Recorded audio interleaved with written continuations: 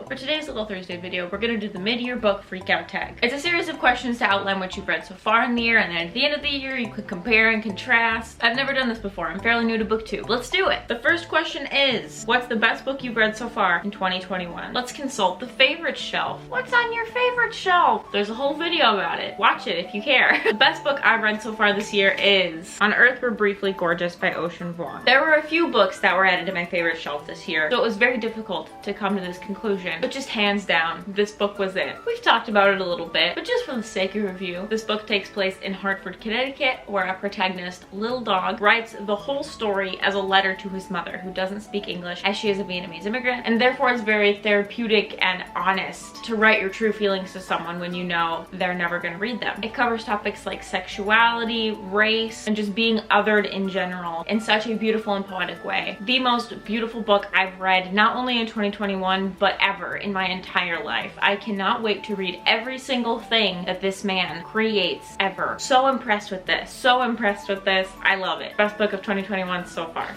Next, best sequel you've read in 2021. I can't take it out. Hear me out.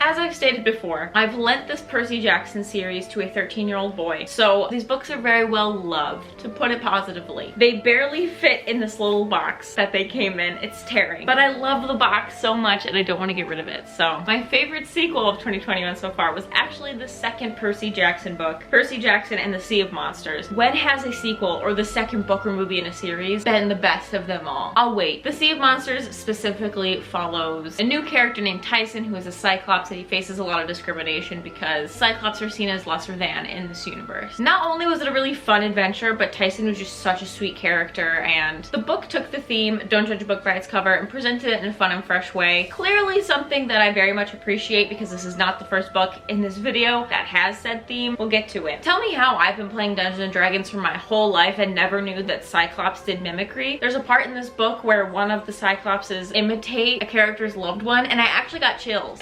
Albus. Albus. You're being evil. Come here. Okay, quick pause for cat love.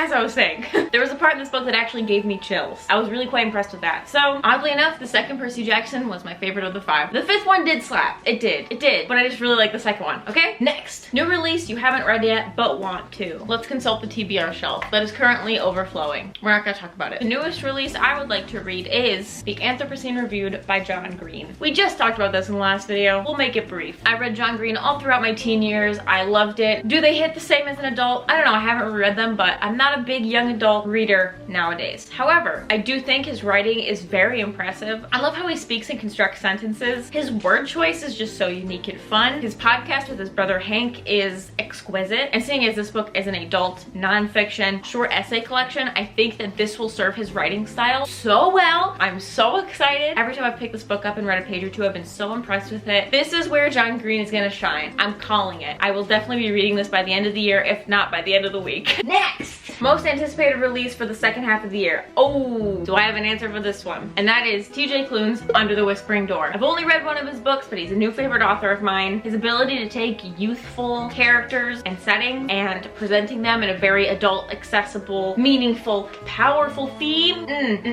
Under the Whispering Door, from what I understand, is about ghosts. I'm so excited for this one. I need to pre-order it. It's coming out in October. Next. Ooh, biggest disappointment of the year.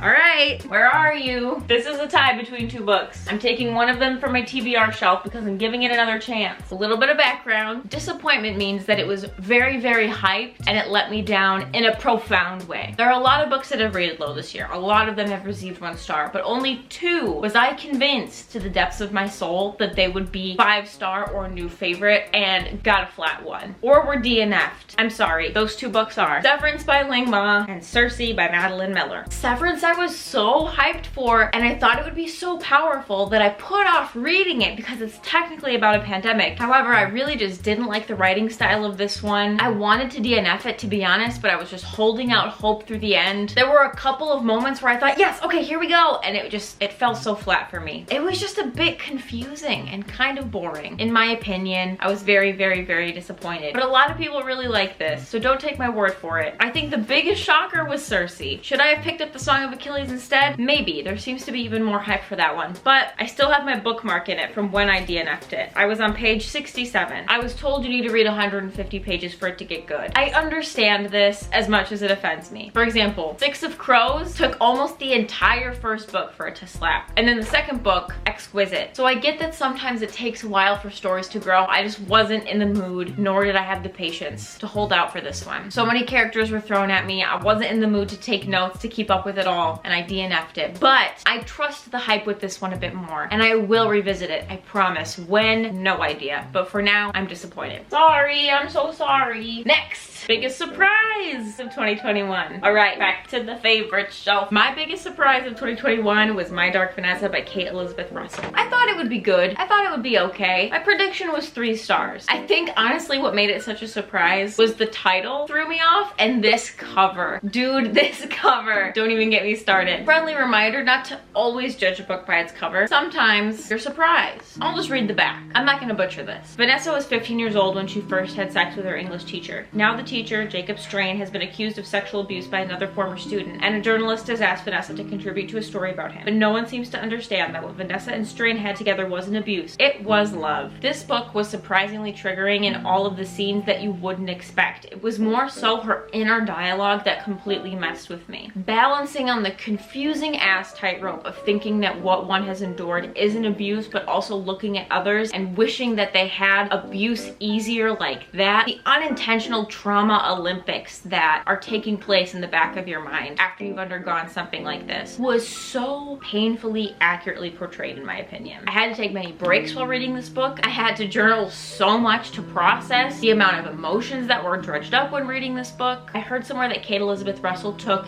years, if not over a decade, don't quote me on that, to write this book, and it shows. I understand that my love and appreciation may come from an oddly specific personal place, but I have never been so destroyed from reading a book before. And for that reason, it is deemed the most surprising read of 2021 for me. Be careful with this one. Next, favorite new author, debut or new to you? Ocean Vuong.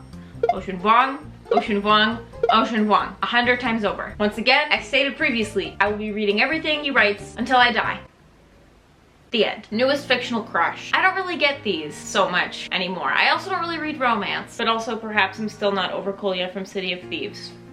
A mystery. Newest favorite character. Ooh, 1 second, I gotta find it. I'm reading The Poppy War for an upcoming reading vlog. I am only 100 pages into it, but I can already confidently state that my favorite character of 2021 is Rin. She is so determined. She is so excellent. She is so incredible and impressive, resilient, strong. Fuck! She makes this book. She's a fictional character, but she inspires me to do better in my real life. I cannot wait to read the rest of this trilogy. Can't wait to finish this book. I'm getting so ahead of myself, but I'm just so impressed with it so far. I'm so impressed with Rin. My answer is Rin. Actually, there's one other character that really struck me this year. I'm gonna give this award to 2 people. My other favorite character is Lee from Watch Over Me by Nina LaCour. Watch Over Me is about a girl named Neela who outgrows the foster system and is offered a job at a foster camp where everyone's traumas are represented as little ghosts, and she's paired with this 6-year-old named Lee, and he is just the cutest, sweetest, toughest little guy. I loved him so much. I just wanted to protect him and hug him. Painfully obvious that I saw him as my inner child and was rooting for him the entire time. I loved him so much. He was so cute. I hope he's doing well. Next, a book that has made you cry. No book has ever made me cry. I read The Hate You Give last July, and that made my eyes wet within the first chapter, but I've never cried over a book yet. And I read A Little Life. I don't think books can make me cry. What books have made you cry? I'd like to cry. Books that made you happy. Back to the favorite show. Back to the favorite show. The House in the Cerulean Sea by TJ Klune. Oh my gosh. Oh my gosh. Cutest book ever. This was the happiest little escape that I've had in a long, long time. Our protagonist, Linus Baker, works for a magical child protective services and is sent to this orphanage where there is a slew of adorable, mystical children, one of them being the Antichrist, and we are once again reminded to not judge a book by its cover. Not literally, this cover is exquisite. I mean the theme of not judging someone by their cover. To put it simply, this book made me feel like I was home. It gave me such a safe, comfy, warm, loving feeling. It's because of this feeling that I looked forward to picking it up every single time, and I was genuinely sad when it ended. And it's why I'm so excited to order his new book. Take me back to that place. I just can't get over it. I feel happy just holding it, just remembering the good times. Most beautiful book you bought so far this year or received. Oh, it means the outside. Okay, good. I was gonna say Unearthly Briefly Gorgeous because we've already said how gorgeous that read is, but it means the outside. Oh man, 1 second. There's a lot. Wow. I mean, yes, just still. Oh my goodness.